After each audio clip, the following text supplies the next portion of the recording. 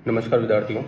विद्यार्थी पूछ रहे थे कि जो हमारा जून में यूजीसी नेट का एग्ज़ाम हो रहा है, उसमें हमारी क्या रणनीति रहनी चाहिए अंतिम 1 महीने की, ताकि जिन विद्यार्थियों का पिछली बार क्वालीफाई फॉर पीएचडी हुआ था उनका नेट हो जाए, और जिनका नेट हुआ था जीआरएफ के बिल्कुल करीब पहुंच गए थे लेकिन जीआरएफ हुआ नहीं था, तो उनका कैसे जीआरएफ क्वालिफाई हो। हमारी अंतिम 1 महीने की क्या रणनीति रहनी चाहिए, क्या हमारे को कंटेंट पढ़ना चाहिए, कौन सी यूनिट हमारे को ज़्यादा पढ़नी चाहिए।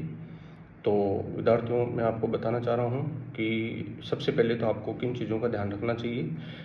आजकल यूट्यूब का ज़माना है और सारे विद्यार्थी यूट्यूब देखते हैं, तो वहाँ पर मैंने भी देखा है कि बहुत सारी ऐसी आपको थंबनेल लगी हुई क्लास दिखेगी। जैसे मैं नाम बता दूँ आपको, आपने देखा भी होगा खूब सारे बच्चों ने, प्रहार, मैराथन, महाअभ्यास, महामैराथन, अंतिम प्रहार, मेगा मैराथन, ऐसे नाम से बहुत सारी क्लासें मिलेगी आपको। तो एक तो इनसे बच करके रहना है, इनसे दूर रहना है, इन पे क्लिक ही नहीं करना आपको, ठीक है ना। पहला सुझाव मेरा यही मान लेना, आप अगर आपको वास्तव में जीआरएफ क्वालिफाई करना है या नेट क्वालिफाई करना है तो ऐसी क्लासों से बिल्कुल दूर रहिए। क्यों दूर क्यों रहना चाहिए आपको? क्या कोई एक अध्यापक पूरे साल पढ़ा रहा है, बिल्कुल उस यूनिट को बहुत अच्छे से पढ़ा रहा है, काफ़ी टाइम दे करके पढ़ा रहा है? क्या एक ऐसा टीचर यूट्यूब पर आ जाएगा क्या, जो उस क्लास को मात्र 5-6 घंटे में, जो महीनों भर की क्लास जिसको पढ़ाने में महीना भर का समय लगता है, क्या वो 6 दिन में उस क्लास को पढ़ा देगा? पता है वो उस क्लास में क्या पढ़ाएगा? या तो ऊपर ऊपर की बहुत बेसिक बातें पढ़ाएगा जो आपको ऑलरेडी पता है। तो अगर आपको जिन बातों के बारे में ऑलरेडी पता है, वो आप उस जो समय है उस समय में जहाँ रिवीजन होना चाहिए, वहाँ अगर आप ऐसी क्लासों को अगर सुनोगे तो आपका समय बिल्कुल ही खराब माना जाएगा। वो अंतिम समय में, अंतिम समय किस चीज़ों के लिए होता है? जो आपने कंटेंट पढ़ा है उस कंटेंट का प्रॉपर रिवीजन करने के लिए अंतिम समय होता है। आप है कि वहाँ जा करके उन क्लासों को सुन करके अपना पूरा समय खराब कर देते हो, और फिर जब रिजल्ट आता है तो कहते हो सर हमारा रिजल्ट अच्छा नहीं रहा है। तो ऐसी क्लासों से बचे। मैं से जो क्लासें ले रहे हैं उन शिक्षकों से भी अनुरोध करूँगा कि फालतू को बच्चों को गुमराह नहीं करे, अच्छा गाइडेंस करे, क्योंकि उनको भी पता है कि ऐसी क्लास सुनकर के कभी भी कोई नेट जीआरएफ है वो क्वालिफाई नहीं किया जा सकता है। तो बचें ऐसी चीज़ों से। दूसरा है कि आपको क्या क्या पढ़ना चाहिए लास्ट समय में। पहली बात तो ये है कि जो आपका जीके का पेपर है उसमें आई थिंक एवरेज नंबर आपके पास होने चाहिए। एवरेज नंबर पास होने का मतलब है कि जैसे अगर 50 क्वेश्चन होते हैं तो उसमें 25 या 25 प्लस आपके नंबर आने चाहिए, तभी जीआरएफ की संभावना बनती है, नेट क्वालिफाई होने की संभावना बनती है। कैसे? मैंने पहले भी स्टूडेंट्स को मैसेज के माध्यम से बताया था। मैं जो स्वाध्याय भूगोल का टेलीग्राम चैनल है वहाँ भी मैंने बताया था कि इस चीज़ से जो प्रथम प्रश्न पत्र है यूजीसी नेट का, उसके लिए आप एक तो मदान की बुक आती है वो वाली पढ़ लो, साथ में जो जितने भी प्रीवियस ईयर के पेपर है वो पढ़ो। जैसे आप एक बार मदान वाली बुक पढ़ोगे, कंटेंट सिलेबस के अकॉर्डिंग ही लिखा गया है वहाँ पर, अगर वो पूरी बुक आप पढ़ोगे उसके बाद में प्रीवियस ईयर के अगर जैसे पेपर सोल्व करोगे तो आपको बिल्कुल पता चल जाएगा कि उसमें वास्तव में जो आपने कंटेंट पढ़ा है वो पेपर में आ रहा है या नहीं आ रहा है। दूसरा है कि आपने जो पढ़ा है वो अगर पेपर में आ रहा है, बुक में है, तो आपको याद हुआ या नहीं हुआ। तो जितने प्रीवियस ईयर के पेपर निकालोगे, एक तो पैटर्न का पता चलेगा और दूसरा कंटेंट का पता चलेगा कि आपने सही पढ़ा है या अपना कंटेंट है वो सही है या नहीं है, ठीक है ना। तो अब ज़्यादा चेंज करने की आवश्यकता नहीं है, जो जितना कंटेंट पढ़ रहे हो आप उसी का बार बार रिवीजन करो और पीवाईक्यू क्वेश्चन है वो सोल्व करो उससे रिलेटेड। कई विद्यार्थियों की क्वेरी थी कि सर जो इसमें प्रथम पेपर में जो मैथ्स वाले जो पाई चार्ट वाले या फिर जो सारणी वाले क्वेश्चन आते हैं उनमें समस्या रहती है, तो उन क्वेश्चनों को कैसे सोल्व करें। तो मेरे हिसाब से आप डेली एक ही क्वेश्चन उस हिसाब का उस पैटर्न का 2-4 क्वेश्चनों की एक्सरसाइज करते रहिए।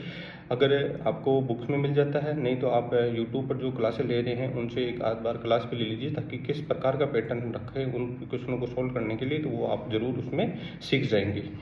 यूट्यूब पे किन की क्लासें देखनी है, आप 2-4 क्लासें लोगे तो आपको खुद को पता चल जाएगा कि वास्तव में कौन सा टीचर है वो अच्छा पढ़ा रहा है और आपके समझ में भी आ रहा है, ठीक है। तो उस टीचर से आप वो क्लासें हैं वो सुन लेना वहाँ मैथ्स वाली, तो वो समस्याएं दूर हो जाएगी। बाकी शिक्षण जो भी शैक्षणिक योग्यता है वो आप उस मदान वाली बुक से कंप्लीट कर सकते हो। रही बात सब्जेक्ट की, सब्जेक्ट में जैसे अगर 100 क्वेश्चन आते हैं, अगर आपको अगर चाह रहे हो कि मेरा नेट क्वालिफाई हो, अगर नेट क्वालिफाई हो और एवरेज अगर पेपर आता है तो वहाँ आप औसतन रूप से 60% मान करके चलिए। अगर आपके पेपर में 60 जनरल कैटेगरी के लिए बता रहा हूँ मैं, अगर ओबीसी SC ST है तो वहाँ थोड़े से 2-4-5 नंबर है वो कम कर लेना, क्वेश्चन कम कर लेना। अगर जनरल कैटेगरी में अगर बच्चे के अगर सब्जेक्ट में 60 क्वेश्चन ठीक हो रहे हैं, इसका मतलब वो नेट क्वालिफाई हो रहा है, दौड़ में है शामिल। और जिसके अगर 67, 68 या 70 क्वेश्चन ठीक हो रहा है वो जीआरएफ की दौड़ में है वो शामिल माना जाएगा, ठीक है। एवरेज मैंने उसमें बता दिए हैं 25 और इसमें बता दिए आपको जीआरएफ करने के लिए 70 और इसमें एवरेज पेपर आता है, तब मैं लेवल की बात कर रहा हूँ, एक एवरेज लेवल का पेपर आता है तो उसमें 70 क्वेश्चन जीआरएफ के लिए और 60 या 62 या 58 क्वेश्चन है वो नेट क्वालिफाई के लिए।